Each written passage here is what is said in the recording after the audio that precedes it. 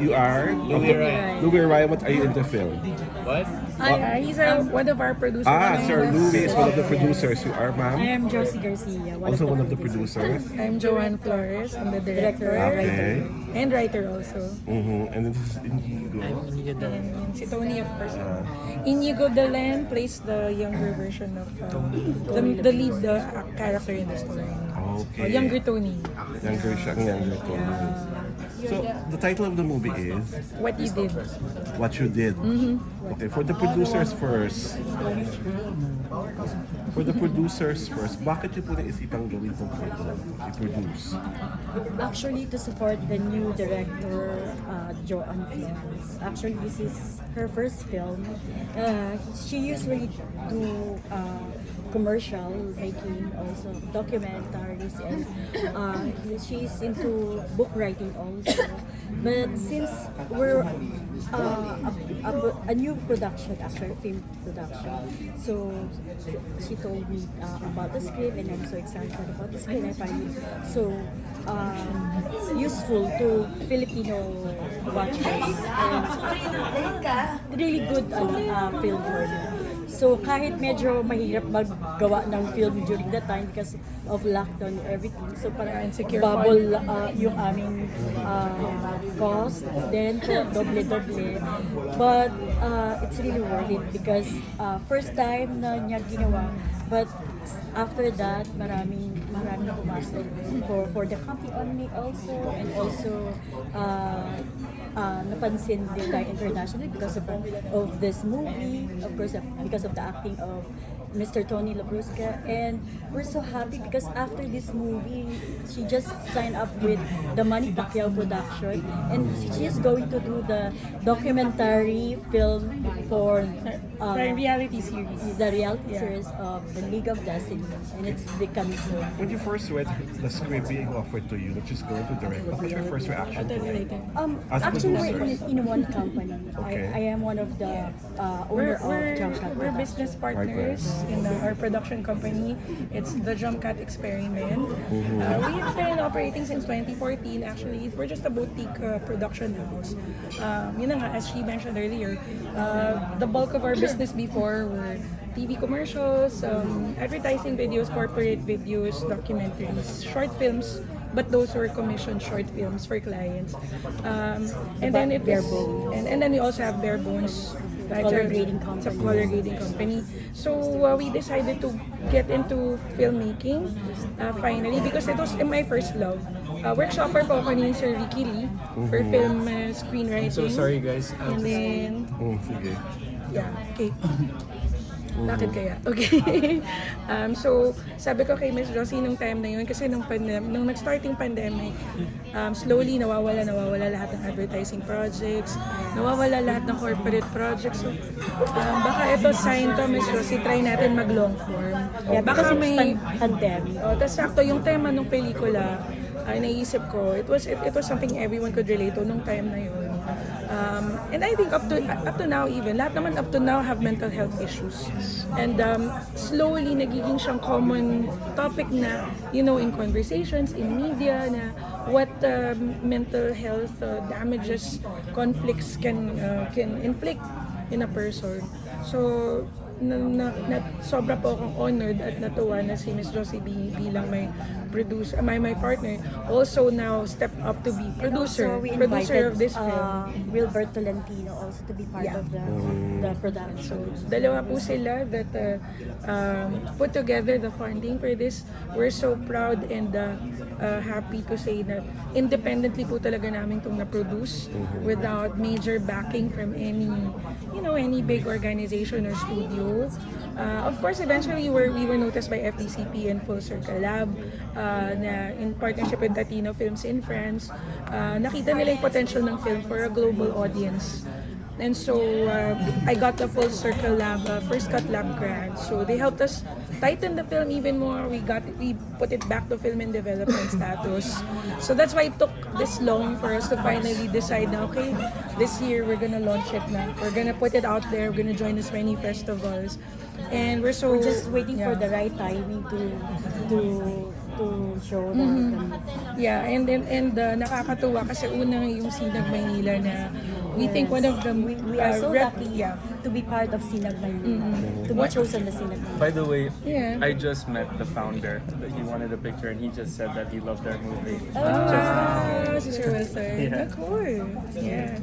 So, yun. So, parang, I hope you answered your question. So question about what is the movie all about? It's all about an ordinary mid-20s guy, seemingly, just looking for a job, but then the pandemic hit and took that job all away again. It was, but ang mas malalim na story doon is yung main character nila has gone through a lot, as it would be unraveled in the movie. Before even getting to that point of feeling stable and feeling like ready to open up to the world, ang dami niyang pinagdaanan and dami niyang journey before getting to that point, but this happened. And the movie discusses also about mental health. Yeah. Did So, you audition for the role? in a way, yeah. Kinda. No, I wasn't the first pick. But I did kind of audition for it. Yeah, he did. We sent out casting calls to casting coordinators, casters that we know. They recommended how about this, how about that.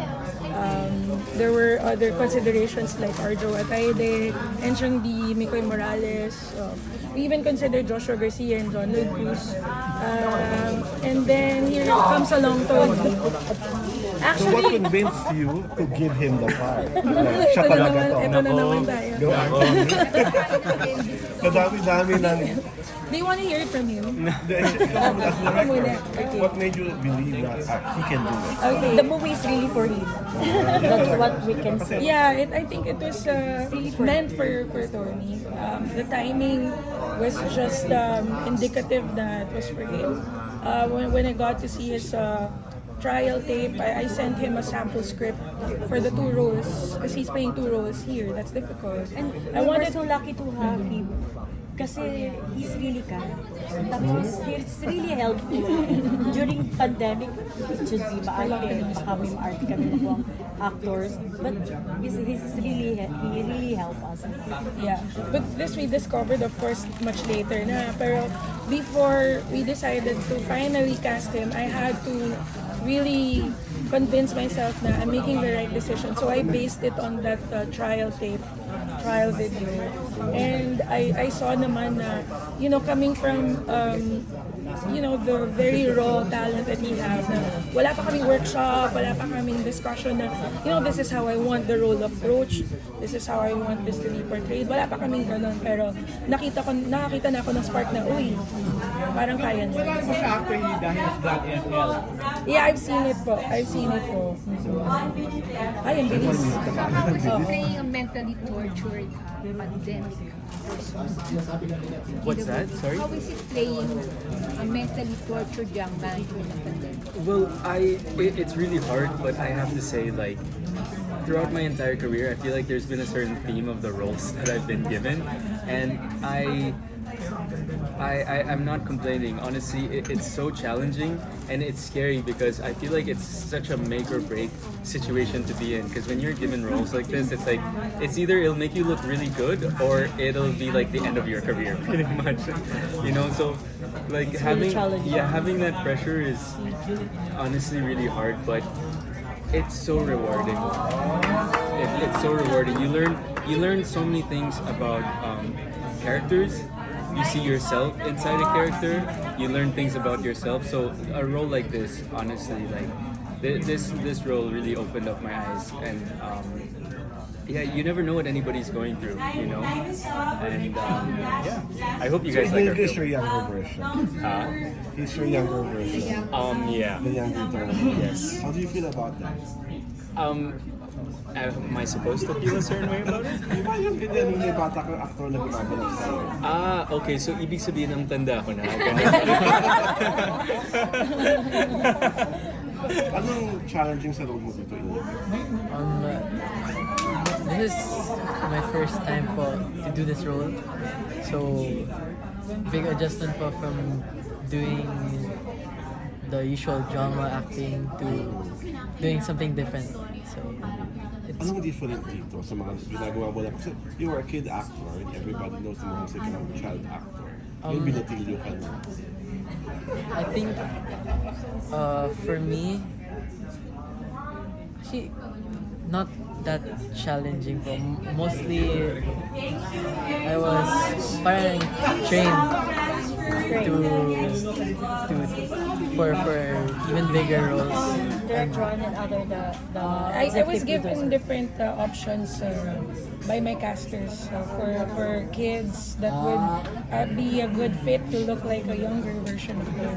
So does he look like you when you were younger? Yeah, he actually really does. That's- Yeah. He was a little boy 4 years ago. Right? Okay. More than 3 years. So yeah, and I also watched some of his materials. They were sending me sample. I'm gonna show you guys a films picture right and- now. To show you that this is literally what I look like as a kid. Hold on. Yeah, so Yeah, keep talking. yeah. So I watched some sample videos of Inigo's, and I said, wow, ang galing naman ng artista na to. So wala na, nung napanood ko na siya, hindi ko na tinignan yung ibang casting look.